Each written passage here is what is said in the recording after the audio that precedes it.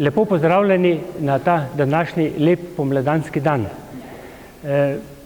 V tem programu srečevanja prijateljev Narodne galerije smo lani bolj obiskovali ljubljanske cerkve, letos pa imamo nekaj tem, ki nas povezujejo z delom znotraj galerije, ali srečanje s posamezno umetnino, ali pa izberemo kakšno temo, ki je primerna za tisti datum našega srečanja. No, uvodoma začnemo tudi z tem čaščenjem Jožefa v naših krajih. Skozi srednji vek nimamo ne katedral, ne oltarjev svetega Jožefa. V srednjeveškem kiparstvu ne srečamo svetega Jožefa.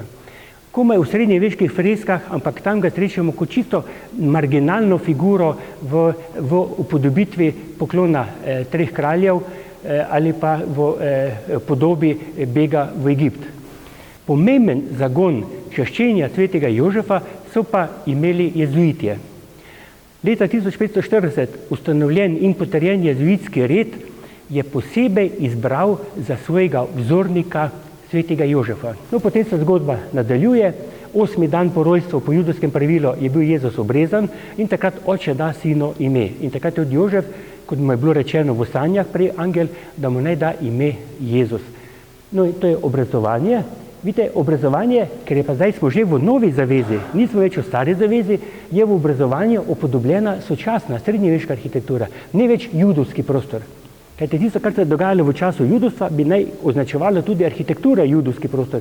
Tukaj pa imamo lepo naslikano gotsko okno in tukaj je pa potem po 40 dneh se pa gre ženska očistiti. No, to je 1504, malo bomo zdaj pogledali, kako je tole v italijanski umetnosti, ki je seveda bila neizčrpni vir slikarstva. Tako imamo sočasni deli Pietra Perugina, ki je bil precej starejši od Rafaela, skoraj 30 let, in pa seveda Rafaelo. Oba se lotita, seveda v istem času živita, isti duh doživljata, isto razmišljata, podobno razmišljata. Tako je tudi tukaj ta centralna arhitektura, ki je bila sploh v renesansi kot nek višek dosega oblikovanja prostora, ampak ta arhitektura ne pomeni renesančno arhitekturo, ampak pomeni judovski tempelj. No in poglejte, pridemo v slovensko slikarstvo. Tudi Cebej gotovo ni poznal Rafaelovih ali pa Peruginovih, ampak tradicija 17. 18. stoletja je tudi Cebeju narekovala, da je upodobil tole delo.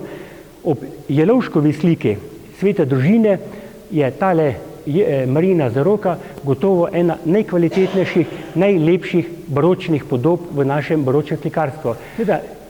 Konec baroka vnaša v zgodbe tudi takšne ljubeznive zgodbe. Tukaj ta je Lajerjeva slika, gotovo ena najbolj znanih, velikokrat upodobljena iz Osipa pri Bledu, je pa pod oltarjem svetega Ignacija Lojolskega, pomeni ustanovitelj jezidskega reda, so postavili to sliko. Pomeni zopet navezava jezuitije in pa Jožef, in tukaj je prikazan Jožef kot ta, ki hrani dete, ta ljubeznivost, to je tak rokoko. To je Lajer znal ujeti, seveda z deli poklicnih zadev, kot je žaga, pa ta cirkel okrog, in tako smo prišli v ta pozni barok, ker se ta zgodba tako obrne v to čustveno negovanje deteta. Zdaj bomo pa prišli še na delo, ki je znano večkrat, seveda ta Milaj, angleški slikar, eden od soustanoviteljev prerafaelitov. Leta 1848 je skupina 3 slikarjev, vsi stari okoli 20 let, se zaobljubila, da bodo slikali natančno po delih mojstrov, kakršni so bili pred Rafaelom. Kajti vsi ti so bili tiste viktorijanske leporečnosti, bujnosti, pa še tudi baroka, in so se uprli temu in šli na izvire evropskega slikarstva. Vse oni so tako rekli v čas mojstrov pred Rafaelom. 2 leta kasneje je nastal tale Sveta družina, ki je razburkala Anglijo tako kot malo kera stvar. Vidite, ta viktorijanska Anglija, ko so videli sveto podobo, navadne delavce, ki niti niso lepi, niso slovesni, ta postavitev, te barve so bile šokantne. No in kljub temu, da je bila slika tako napadana, ravno to je naredilo sliki veliko popularnost in tako tudi slikarje pokazali, da so na pravi poti v tem izvenevanju še romantičnega časa v angleškem 19. stoletju. Ta podoba in še nekaj izjemnega, to je lahko rečemo cukor za naše področje. Samo Slovenci poznamo izraz krušni oče.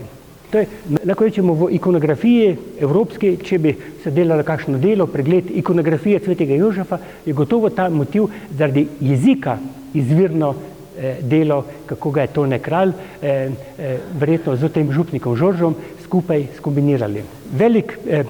Velika spodbuda nadaljnjemu čaščenju svetemu Jožefu pa je prispeval papež Pij XII, ko leta 1955, seveda zaradi vseh socialnih pretresov, ki jih je Evropa doživljala, razglasi 1. maj kot praznik Jožefa Delavca. Tako da zdaj godujemo dva, Jožef Godovnik in Jožef Delavec. In tako se je 1. maj v tem katoliškem občinstvu povezal tudi z Jožefom Delavcem. Tako z spoštovanjem do Jožefa smo prišli do konca. Ponavljam iskrena voščila vsem Jožicam in Jožefom in vsem tistim, ki bodo danes v družbi z temi soimenjaki. Hvala lepa.